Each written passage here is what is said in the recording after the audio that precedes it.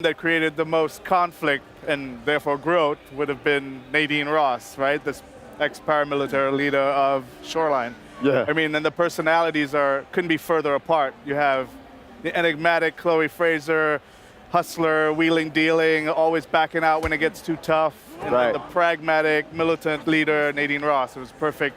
Yeah, I mean, when I first read that, I was like, oh, wait a minute. Chloe is like impulsive, and Nadine is so like calm and collected. I was like, and we're going to talk about teamwork, and they're going to solve this adventure together? Are we sure that's going to work out? Yeah, that's it. That's exactly the question. Yeah. Right.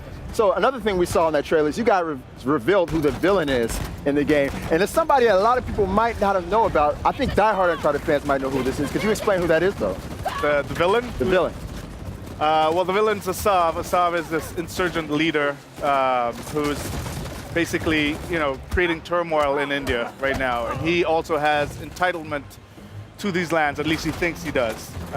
There's two factions of the old empire, the old kings and the new king, which was a more progressive king. And Usman, who plays the character Assav, he's an amazing actor, did a really good job of bringing Assav to life, which is he believes in the old king. He believes in the purification of this establishment and wanting to gain back these lands for himself. Right. These zealots, man, I swear, they just want everything to be their way. Right. All right, so, and that eventually forces Chloe and Nadine to join forces, if I'm not mistaken, right? Yeah, well, they're after the Tusk of Ganesh, which is we always base our Uncharted on some seed of history. So the Hoysala Empire, which is a real thing, and we Unchartedify the ruins and bring a little there's like such a rich cultural history in India, and we blow it up to 11 these giant statues of Ganesh that you see in the trailer, and so the setting just is everything Uncharted is there, and we have the Jeep is back. Chloe's the best driver in the business, so she's there, and we're pushing on exploration a little more in this game, kind of evolving it from the past games and just providing more player choice throughout. And nice. Yeah. Other than the statues of Ganesh, are you guys going to get into any Hindu mythology, given like the vastness of that situation?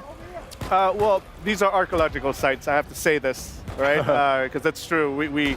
These are ruins of the great Hoysala Empire, right? And we did a lot of research to ensure that we, respect the religion. There are thousands of people, hundreds of thousands of people, if not millions, that still practice Hinduism avidly, daily. So we wanted to approach this thing with respect, reverence, but at the same time in context of a game. So a lot of these archaeological sites are based on the Hoysala people and their empire. And the story of the Tusk of the Ganesh and how he lost his tusk, which they talk about in the trailer, that kind of thread, that is like from a real text in Hinduism. So there's we've taken it and made it as the base of our story. Yeah. Right. I really like how you guys always dig into the intricate history of these settings and of these cultures before you implement them into the games. It's always astounding to me. So I want to talk a little bit about the fact that this is the first Uncharted expansion, standalone expansion in history. You guys have never really done anything like this. What led you to this point right here? Well, we explored many storylines. After we finished the Nathan Drake story, right. We were done with Nathan Drake. We were done. Oh. We wrapped it up. Broke her heart. Right. Broke her heart, right. man. My boyfriend's gone. It's fine. No, I'm very excited for this one. Yeah, well, we explored many different, because we have such a vast cast to pull from. We went down a few different storylines. We went through the Sullivan storyline. Even Cutter came back up. Yeah. And we were messing around. We were talking about that. We want to talk more about Cutter before this show. We're going to.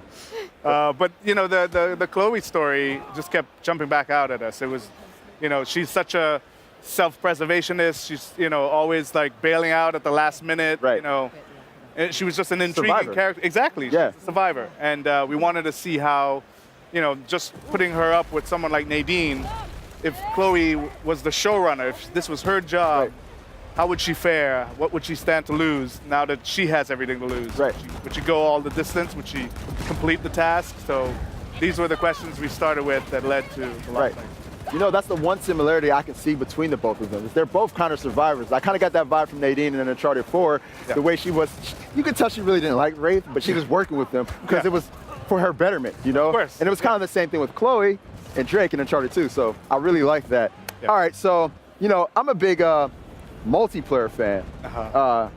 Kurt, you know this. You know this more than anybody. I love the Uncharted multiplayer. Will there be any tie-ins of any sort from the game? So yeah, so Lost Legacy comes with the entire multiplayer suite of Uncharted. We're kind of unifying the multiplayer, so both Uncharted 4 and Lost Legacy have the same multiplayer. So you get everything with all the DLCs released, all the survival mode, the co-op, and then, so all the DLC that we've done, and then we're going to have some Lost Legacy content in the future that we'll be talking about soon. That is so great. How was it kind of taking this different path as far as narrative goes? You know, you had this wisecracking, very clever, witty Nathan Drake, and now you have like a completely different personality in the driver's seat. How was it kind of changing gears on that? I mean, we built the game around Chloe, so you know the tone of the game reflects her state of mind and where she goes, the arc that we're going to be pushing. It's a little grounded, a little more grounded, maybe even darker at times, but it's still fun. Still has that sense of wonder and Chloe adventure. in the end is a fun character. Yes. Right. That's why we like her. Yes. So she fits the Uncharted, you know, the main character being a fun character is an Uncharted thing. So it fits right in. Now I gotta ask, since Chloe is there, does that mean there's gonna be a lot more driving in this one? Because I gotta say, in Uncharted 4, I didn't do so well with those driving scenes. There's driving. There's more driving. That was good. Driving. You really don't like driving sequences, so I know this. I do know not like this. driving sequences. You guys are trolling Meredith.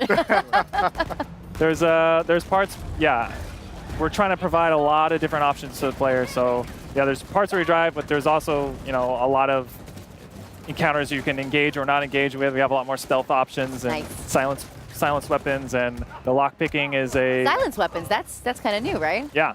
So you can lock pick. Picking and is new as well. Nice. Open a That's crate. cool. Yeah. So It's literally the sum of all our Uncharted. We're building on the foundations that we have and known all throughout Uncharted. We have big set pieces. We climb and traverse like enormous statues and ruins of ancient civilization. So the sense of wonder is there. We also went back to the scale factor that people loved of the old Uncharted as well. Yeah. So. Right. there's a lot of puzzles too. Gotta have puzzles. You gotta have Sorry without those. puzzles. You gotta have those. All right, I got one more quick question, because at the end of Uncharted 4, I was asking myself, where's Chloe at? And now she's here. So now my question is, where's Charlie? Where's Cutter? Charlie. Yes, Charlie Cutter. Where's Charlie Cutter? I love Charlie So Cutter. you gonna make maybe a little appearance? I mean, I know they had a little something going in Uncharted 3, so any All the chance? conspiracy theories right over here.